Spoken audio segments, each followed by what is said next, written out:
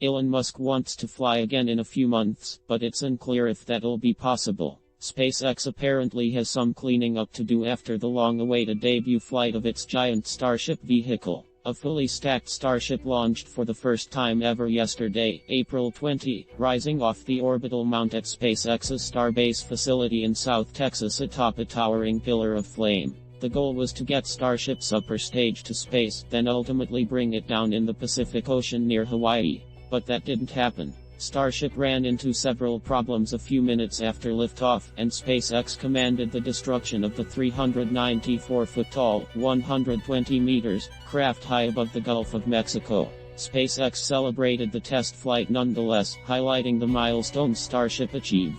It flew relatively high, for example, getting a maximum of 24 miles, 39 kilometers, above Earth. And it survived Max Q, the point in a flight when the stresses on a rocket are the highest. Congrats SpaceX team on an exciting test launch of Starship.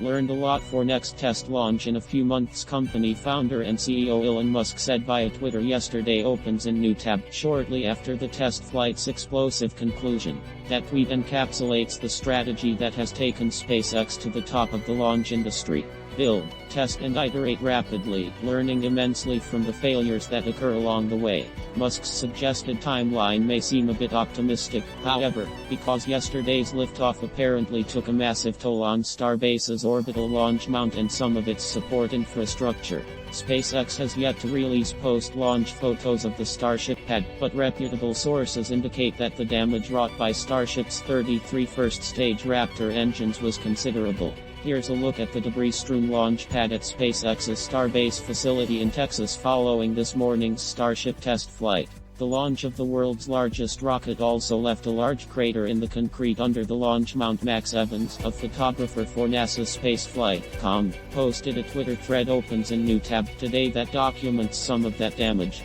Tough to imagine this site being usable again in under a 12-month timeline. Would be happy to be proven wrong, Evans wrote in one of the tweets. Opens a new tab. Engineer and space entrepreneur Jonathan Goff, who co-founded Maston Space Systems, founded Alcius Space Systems and now works to develop commercial space stations at Gravitix, Inc., was more optimistic about the repair timeline, but only slightly. I think with the pad damage and need to rework the launch infrastructure, that we are probably at least 7-9 months out from our next SSSH flight of any kind. 1 year to get to a fully orbital and successful flight was being very optimistic, Goff tweeted today. Opens a new tab. SSSH refers to Starship and Super Heavy, the names for the second and first stages of the giant SpaceX vehicle, respectively. Tough to imagine this site being usable again in under a 12-month timeline. Would be happy to be proven wrong. These posts were published before Musk weighed in again, however. In a tweeted reply to Ars Technica's Eric Berger on Twitter this afternoon. Opens a new tab. Musk said that SpaceX could be ready to launch again in 1 to 2 months.